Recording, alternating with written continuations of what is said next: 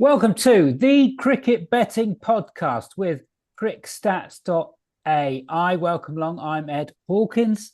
This is the ultimate betting guide to the Asia Cup, your one-stop shop for precise punting plans on every single team, the best players to bet, and we name the winner and runner-up. It is a T20 tournament. Hello to Richard Mann of sportinglife.com, basking in the glory of a 2-point win for this very show on Oval Invincibles to win the 100, which is sort of a 2020 tournament, at 7-2, which that looks absolutely massive now, the 7-2. His best bets are now at -3, so he's very much on the comeback trail. Hello, Richard. Hello, yeah, it's probably about the only thing I've got right in the last few weeks, but no, things are picking up hopefully. Look, good finish to the 100, but I'm glad that we've got some international stuff coming back, including this in England as well. So looking forward to it. As discussed before, I don't think anyone likes the 100, even though that Richard's won a 7-2 bet for this show. We're yet to be convinced. Richard's joined as ever by Paul Krishnamurty, whose best bets are up 26 points, 0.4 points up on the best bets last week. How's it going, Paul? Yeah, very well, Ed. Very well. Good. We're a bit trepidatious about Asia Cup. We think this is going to be a test, but we have put in the work for you. So all you have to do is listen. You're going to get more tips from Paul, Richard, and myself, by the way, on that VIP betting channel for Crick Stats. Subscribe in the comments below. 10% ROI plus 25 points so far. Any game which is on TV, which warrants a bet, will be on that channel. And we work very hard to find the winners. So sub up with that one. Let's tell you about the Asia Cup betting guide, a T20 tournament, as I said. And this is what we're going to do on this show.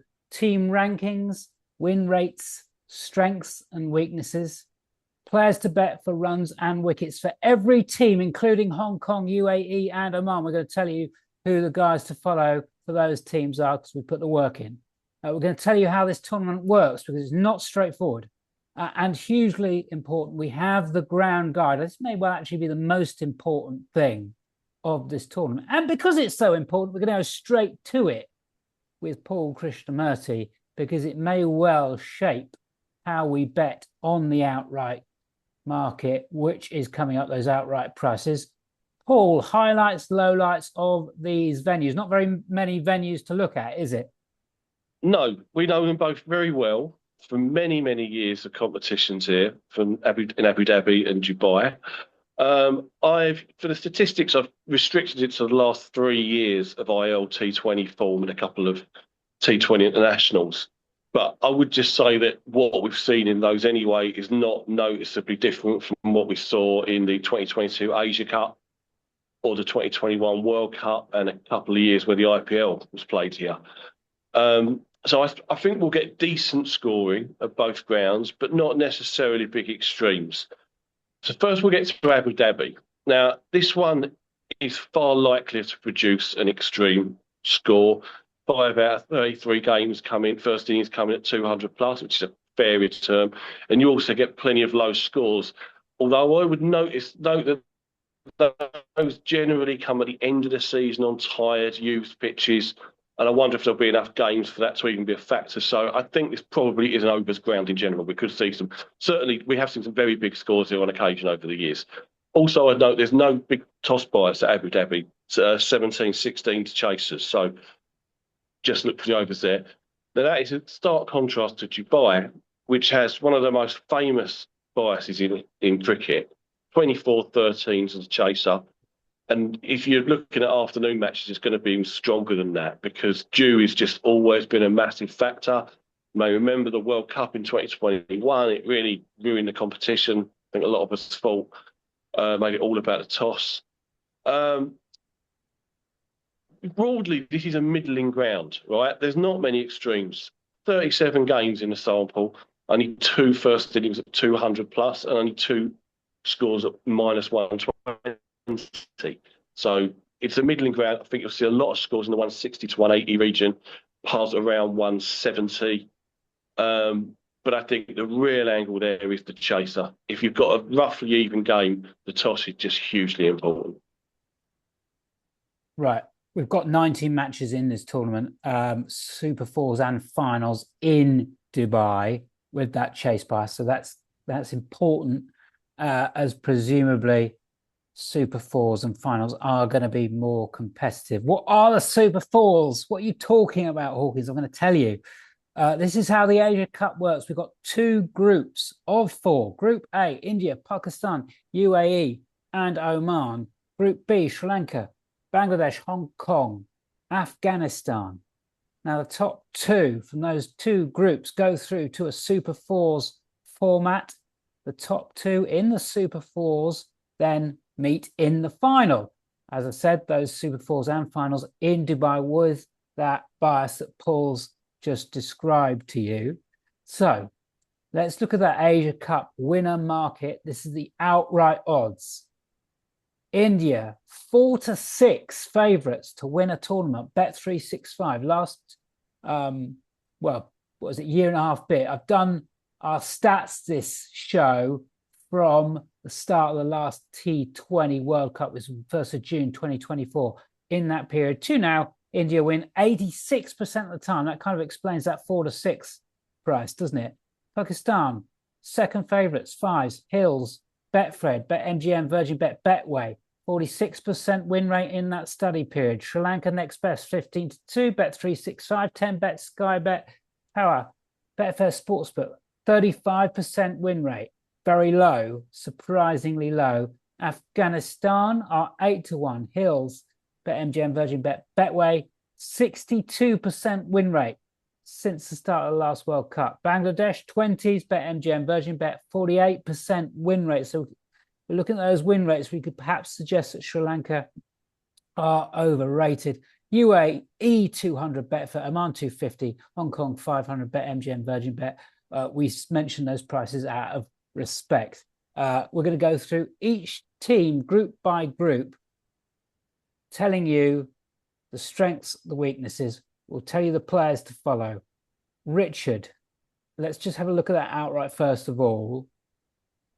Afghanistan, have they been underrated, or we playing? Could you put too much store in that win rate, which is actually one of the smallest study samples in terms of games played of the teams? Yeah, look, they're a very good bowling attack out there. They look a solid side. The one little worry for me is as yet we're still waiting for them to really arrive in a big ICC, well, a big tournament like this. I kind of felt like we're maybe being harsh actually because the side's still in its infancy, but I'm just waiting for it to happen and for me to take single figures about a team haven't yet done it. It does put me off. Bangladesh actually looking at that, they've done okay and they're like double the price out there at 20. So you could look at that and say, well, actually, are they a big price? I suppose you're just looking at India at 4-6 with such a massive toss bias. Look, India are the strongest side, but the toss bias does obviously worry you. So looking around for value possibly makes sense. One thing I do quickly want to say, I just want to mention 18 of the 19 games now have been pushed back half an hour the start times because of excessive heat over there. Global warming. It's been really, really hot over there. But one thing we do know about cricket out there, toss bias massive. It's because of the dew. Now, if you're pushing the night matches back another half an hour, dew is going to play an even bigger part. I've done some research today. Dew is a factor at this time of year as the seasons change over there. It will be a factor. And I just think that Paul mentioned the toss bias at Dubai. It could be even more prevalent with that half an hour later start. So we'll monitor it. We'll monitor it on the Telegram channels, try and keep people informed. I just wonder if we can pick up even more value, get an even stronger angle as that event goes on. There you go. That's why people listen to the cricket betting podcast, because they get nuggets like that from Richard Mann. Paul Krishnamurty, thoughts on those prices? Well, you know me, I do love to argue against the favourite, try and get them beat. And I did that with Oval Invincibles, and that was a pointless exercise. To be honest, look, I'm not going to back them at 4-6, but looking at the format with the Super Fours, I can't see how they don't get in the final. I just can't see it. And in that case, in that final, they're going to be short on 4-6, and they could be playing, Afghanistan and be 2-7. So to me, that's the obvious bet. I don't think we can try and be too clever with the rest of them. Yes, that 86% win rate. I mean, how do you start arguing Yeah, against a team when they're 4-6 and they're winning 86% of the time? well, Ed, you say that as well. You say this 86% win rate. This is fascinating because that sample, going back to the 2020 World Cup, I guarantee out of all those teams, they've had the strongest opponents. Because you hardly ever see India play the likes of Ireland or Zimbabwe. They do occasionally, of course. Whereas all of those other sides will have played a substantial number of series against associate sides, weak sides. And look And at the win Bummer, rates, and and India's Bu- 86%, sorry, like and South Africa and England. Bummer Well, will have been rested for the majority of those series as yeah, well, the bilateral series. yeah, He would have hardly played. Yeah, Boomer's played 8 yeah. games. Um, Yeah. so there you go. So as mentioned there, stats back until that start of that 2024 T20 World Cup. Let's start with Group A then. We'll give you strategies for these teams as well as those players to follow. So let's start with all the hard work about UAE and Oman, who could be potentially whipping boys for India and Pakistan in this Group A. UAE do have some standout players, and you'll probably have heard of him, Mohamed Wasim, the opening bat. We've seen him in franchise. Standout 37% win rate in the last 27 games, so not too shabby at all. And UAE have been warming up reasonably well in that try series. They certainly haven't disgraced themselves at all.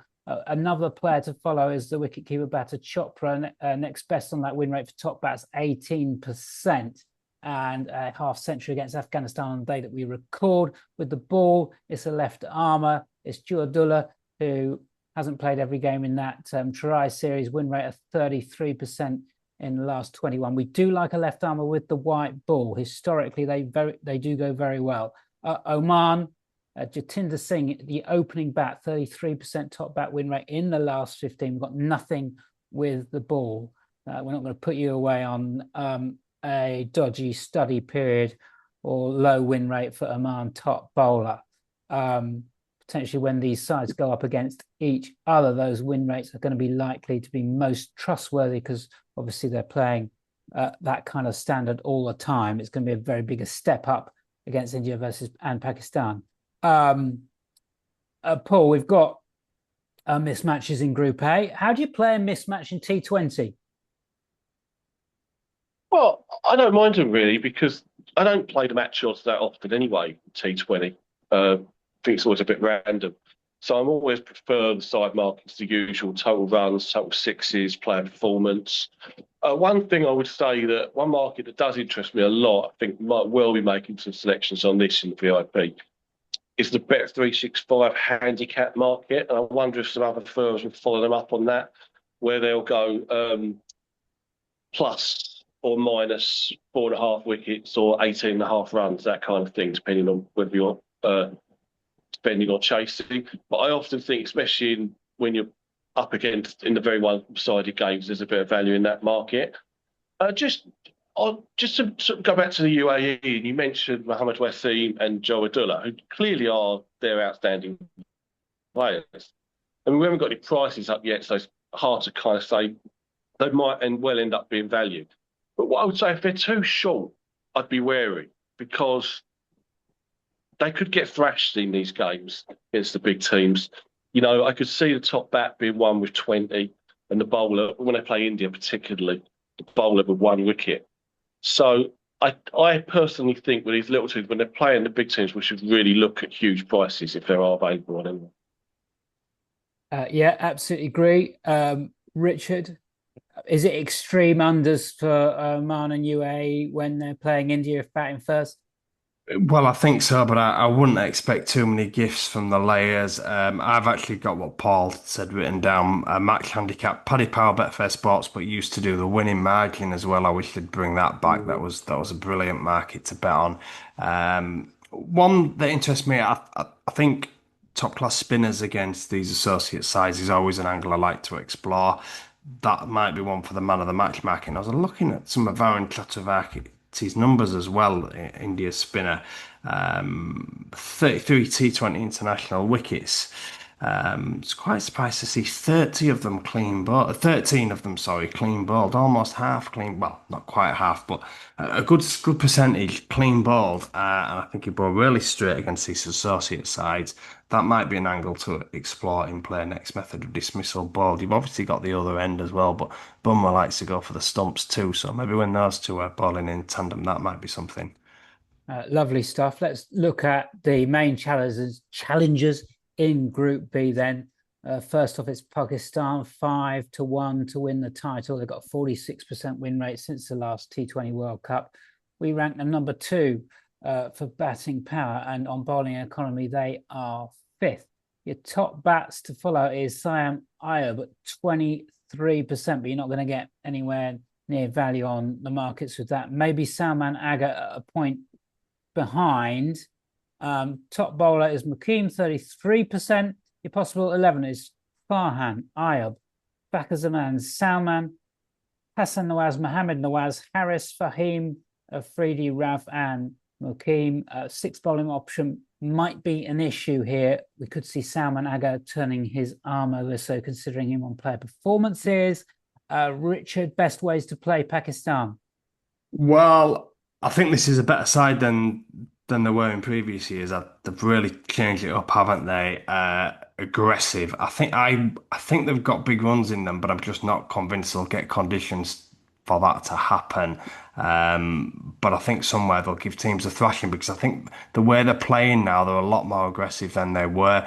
They're averaging 9 sixes per match in the last 10. That's a massive uptick in T20 cricket on what it was when they had Babar and Rizwan. So they really are going a bit more gung-ho, and it's great to see. I think they could give some sides a good thumping somewhere, maybe that match handicap. Paul, can Pakistan win the title? I mean, they can win it because they could get in the final, and it's very plausible they'll get in the final, and there could be a toss price. But they're not for me at all. I differ with Rich here. They were good in the World Cup in the UAE in 2021, very good, and they were playing well in the 22 Asia Cup. But that side is different. I mean, Rizwan is a big loss for me. Not so much Babar Azmi, who is in decline. Also, not convinced that Afridi and Ralph are quite the force they were back then. I think they're a long way behind India. I don't think they're automatically superior to the likes of Afghanistan and Pakistan and Sri Lanka anymore. So I'd oppose them personally. The date for your diary is September 14th for the game when the world stops. It's India versus Pakistan in Dubai. They meet again potentially if they both get through into that Super Fours. They will play each other for a second time. Any other business with Pakistan, or can we move on to India? I actually think for once their bowling might be the weaker suit. We talk so often about what a great attack they had and the batting letting them down. I think they've got an aggressive batting lineup now, but I'm less confident about them with the ball. Might be something to bear in mind. Yeah, I'll just say, I mean, you mentioned before, Rich, about their 6 hitting. I mean, yes, absolutely. It's 2 players in particular doing it, Saim Ayub and Hassan Nawaz. So I think those 2 would be the 2 to focus on. Maybe a man of the match, and maybe Bet365, I know, put up players to hit the most 6s in the match. They'd be interested in selections. Yeah, I completely missed that one. That's the market. I know, Ed, you've been talking about that for a while. The Bet365 player to win the 6s market, and he's the one, Ayub.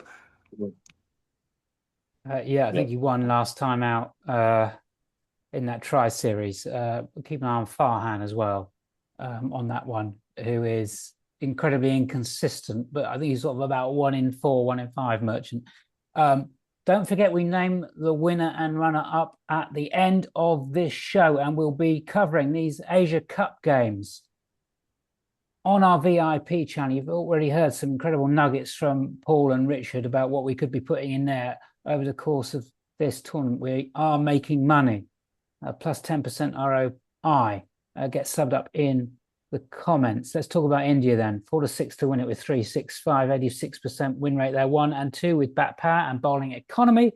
They could line up like this: Samson, Gill, Sky, Yadav, Tilak, Hardik, Rinku Dubey, Axar, Varun, Arshdeep, and Bumrah.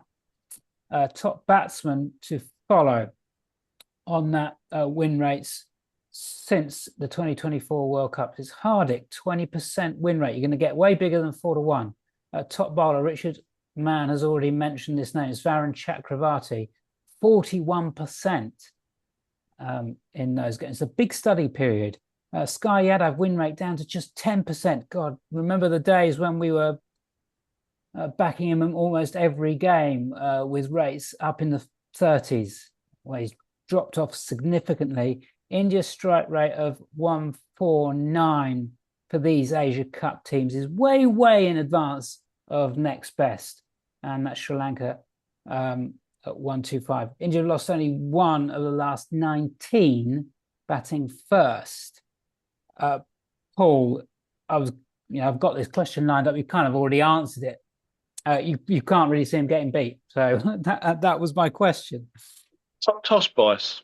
Bias at Dubai in the final. That's it. Richard, can you get him beat? Well, I probably need to qualify what I said up top because I was a bit negative. Look, they tick all the boxes. Bowling brilliant, Bumrah, batting class power, great finishers. I just wanted to pick up on what Paul said about price. Say, for instance, another play Sri Lanka or Pakistan in a final and they start 4-7 for that final, but then they lose the toss and they have to bowl second. Do they become 4-6, 8-11 on Betfair anyway? Well, you may as well just. 4-7. I think it's 4-7. You still think it's 4-7, even I think it's with 4-11. I think it's 4-11, and it goes to 4-9. We'll take you 4-6 then. I mean, that's because that is, like you've said, it's the toss bias thing, isn't it, really? And do you want to lock your money up on a 4-6 chance that you may then end up be sweating on the toss bias come the final? But they're clearly the outstanding team in the competition. Interesting points about the toss bias. It will take a while for markets to wise up. We have seen it before in tournaments out there. It does take a while, so there is value early on in this chase bias. And just an asterisk, just said Sri Lanka next best on batting power. Of course, Pakistan, as I've just told you. Any other best plays for India, Paul? Well, I think there's no point in thinking about run lines because they're going to be too prohibitively high. And said only at Abu Dhabi would you really expect very high scores. So you're probably looking at the tops. I would like Arshdeep Singh because I think new ball bowlers, as I remember it, new ball bowlers tend to do pretty well on these grounds, and he's good at taking wickets early. And I'd want to back the openers for top batsmen in the hope they get an easy chase, and maybe for man of the match as well. Which they may well get if they're bowling second against Oman UAE. Richard, anything for you to finish India? Well, India milestones, if the pitches look to be playing okay. I mean, Gill's 650s in 15 matches at the IPL. This is clearly a class drop from that, whether people want to admit it or not. And I think, look, they'll all be aggressive, but he'll be the one who plays a kind of anchor role in that batting lineup as well. So I think he might be a good bet in the milestones market on a terrific one, obviously, from the Test series against England. Thank you very much. Crickstats.ai has all the teams for average scores, who hits most sixes, fours, the player performances, your man of the match winners. It's a dream data world for cricket bettors, so use the code POD25 to get yourself a nice little discount to access all that key data. We've done Group A. Let's move on to Group B. I presume we're saying India or Pakistan go through to the Super Fours because no one put their hand up and said there was going to be a major shock. Group B is much trickier because one reasonably big team will definitely go home. The layers say that is Bangladesh, but we're going to first check in on Hong Kong with the players to follow here. And Zishan Ali, who is your wicketkeeper batsman, he will open the batting. A 35% win rate is very, very healthy over a nice, healthy study period. But perhaps the ideal man to follow on win rate and where he bats, it's your number 4, Anjuman Rath, winning 44% of the time. with the ball, I'd definitely take Paul's point. It could well be just one wicket winning this. So yeah, see Mataza, so left arm bowler, 33% win rate. Win rate keeps you on side. Also, got to bear in mind economy if it's just going to be one or two wickets taken for Hong Kong. So just bear him in mind. Afghanistan, on giving the game away early, Richard, they are the best ranked bowling team. So Hong Kong, extreme unders if they bat first. I think so. I think when you're coming up against a world-class bowler, and I'm thinking Rashid Khan and I've got a few others as well, haven't they? I just think the associates really get found out. So that could be one for your real extreme unders. Obviously, we need the markets to play ball, but we're maybe not even talking like 130, 120, 110. Maybe go really, really silly, like an 80 or a 75 all out, and just less stake, but really go for it in terms of price. Paul, I was rather hoping we might get Hong Kong shocking Bangladesh on September the 11th, but it's at Abu Dhabi. So, any views on Hong Kong? I just think they're totally out of their depth. I mean, they've just lost the last three games to the cricketing heavyweights of Malaysia. So I don't know how they're going to go. Yeah.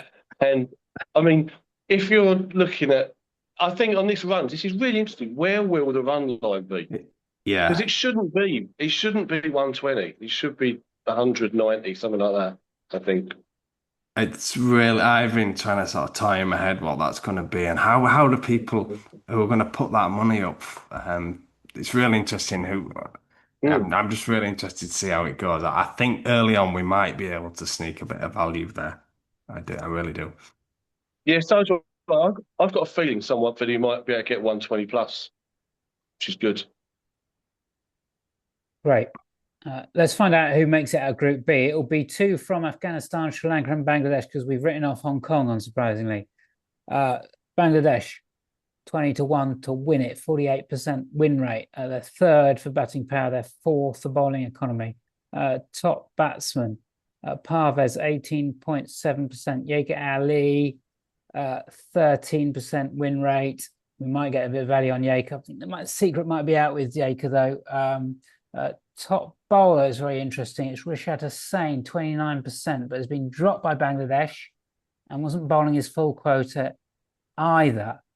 So that lets in Taskin, who has a 23% win rate, even when Rishad is playing. So if Rishad isn't playing, presumably Taskin's numbers go up. A possible 11 for you: Parvez, Tanzid, Das, Saif Hassan, Hidoy, Yeager Ali, Mahedi Hassan. There is no Mahedi Hassan Miraz. Tanzib Saqib, Taskin Ahmed, Mustafa Zia, and Nassam Ahmed. As I said, Rishad out of the side. Don't think Bangladesh really know what they're doing in T20 if they're not picking Rishad.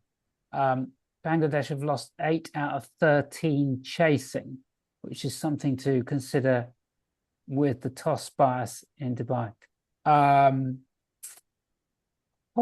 Bangladesh, what are we thinking? They'll go out. I think they're going out. I'm not a fan. Haven't been a fan for a long time of Bangladesh. I think they're a team broadly in decline. They're away from home.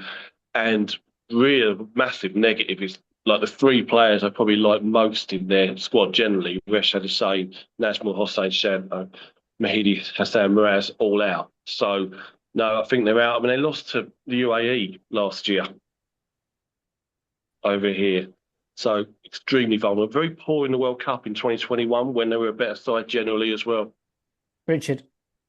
I disagree actually with Paul, and I'm the same. I've been going for these for the last few years. Generally thought they were a poor side.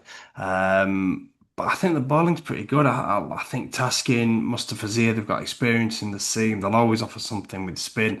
Batting power would worry me, but then you've got numbers say batting power rank 3. Interestingly, just look at this group. They've won the last two T20s against Sri Lanka. They've won 2 out of the last 3 T20s again against Afghanistan. And they beat India in the Asia Cup in 2023, albeit it was 50 overs. They're going to be out of those 3 good sides, if you like, or 3 non-associate sides. They're going to be the side that the market suggests will go out, but I'm not so sure. I think they could sneak through here, and I think there might be value to do so. Jake Raleigh is one we followed, gives them some power down the order. I think they might do okay. Paul, best way to play Bangladesh? I think we need to see the odds for top batsmen because you often get a bit of value with them down the order. Yakar Ali has consistently been valued, and we have seen some lovely prices. Whether it's there or not still, I don't know. Tanzin Hassan Saqib has landed this market at 100 to 1 plus in recent times. I think it was against West Indies. And another one might be a bit after the event. But is Mohammed Saifuddin in this squad? I think he is. And he landed at 100 to 1 recently. And we have seen him do some batting heroics down the order in the PSL. So keep an eye on him. Rich, best ways to play? No markets yet, but I just wonder if they might be value to actually win the group. Surely that'll be priced up in the next few days. So that might, it's all price dependent like everything else, but that might be the way I go if they're outsiders. Right, let's look at Sri Lanka 15-2 to win it with that very low 35% win rate, 4-3 with bat and ball. Your top batsman to follow is Nissanka, 41%. Definitely penciling him in as an opener against Hong Kong. Theekshana with the ball, 23.5, followed by Hasaranga at 21.4. You're certainly not going to get anything close to value on Hasaranga with that win rate as opposed to implied probability with the oddsman. Probable 11 for you: Nissanka, Kusal, Pereira, Asalanka, Kamindu, Shanaka, Hasaranga, Wellalage, Theekshana, Tushara, and Patarana. It looks pretty decent, this 11, Rich. Weaknesses and strengths for you? Lots of players I like. I just don't know if this is the best white ball format. I think they're a better 50 over side. Lots of sort of what I call pretty players, but have they got enough power? I'm not so sure. Last 10 T20 internationals have only averaged 4.56s, and they hit 12 in one match. Nelson in New Zealand in a really high scoring match. Maybe they won't need it if it's a low scoring tournament, but I just think they'll get out muscled. Bowling very good though. I mean, Hasaranga is fit again. I suppose that's the other question mark as well. Will he be fit throughout the duration of the tournament? I mean, he seems to pull a groin or a hamstring every other week, but he's obviously a massive plus at the moment. Bowling's good. I just don't know if the batting, as nice as it is it powerful enough? Power, Paul. Have they got big boy power, to quote our friend Simon Dool? I think it's okay. I mean, look, they haven't. They're not that kind of style, but they're nor Bangladesh and Afghanistan haven't got much batting power either. So I think they can get through the group at least with that. But player for player, this is a good side. They look, for me, on paper, they are miles ahead of Bangladesh. But then, as you mentioned, Paul Winlake recently lost to Bangladesh, so that is a negative. But I would go back as well to they won the Asia Cup here, 2022. And they played okay in 2021 World Cup in the UAE with a pretty similar side. That bowling's cracking. I mean, you know, Hasaranga had a great World Cup here in 2021. Theekshana's got a good record here. Tushara's a good T20 bowler. And Patharana's one of the best in IPL. So no reason why they shouldn't go well, I think. Strategies for Sri Lanka, Rich? I'm really pleased that Dasan Shanaka is back in the mix and seemingly playing well again. It wasn't that long ago, I mean, we're talking 18 months, that he was their main man in the middle order, and he was brilliant for top bat in ODIs and T20, 10 to 1 upwards. He had an insane strike rate, gone off the boil since, out of the team, but he's back now, and maybe not against the lower sides because the top order will do most of the scoring. But if they come up against a real good side and Shanaka's penciled in at number 6, and he's 10, 12 to 1. History tells us that he's probably a good bet. Anything to add, Paul? Well, I like Nissanka a lot. You mentioned the win rate, and he's very good against this stand of opposition. Maybe not so much against India and Pakistan, but certainly in the group stage. And he's good in this part of the world. And look, the bowlers are hard to pick from, but I'd pick Patharana personally because of what he does at the death. And I mean, just interested to see what they'll be for matches because I think if in the Super Fours they could be good value against Pakistan, for example. Do Sri Lanka make it to the final? Find out in a bit. Do they even win it? Richard and Paul will pick their Asia Cup winner and the runner-up at the end of the show. Will we have a consensus for crickstats.ai and the Cricket Betting Podcast? Find out in a bit. Now then, are Afghanistan the underrated side in this tournament? Batting power rank, well, they're 5 out of 5. Obviously, we've not included the associate teams, but they are the best bowling team. The top batsman to follow with a 30% win rate is Gurbaz, 30%. I've just said that. Top bowler, no surprise. Well, maybe it is a surprise because he hasn't been that reliable. He certainly hasn't been wrong odds, but I think you are going to get wrong odds. 38.4% Rashid Khan. However, courtesy of those incredible Crick Stats tools, he's won one man of the match in the last 30. I was really surprised by that. They might line up like this: Gurbaz, Sedekula, Ibrahim, Rasuli as your 3, which generally ensure that strike rate is not particularly high. Or Morzai Jana and Mohammed Nabi will be charged with rescue jobs.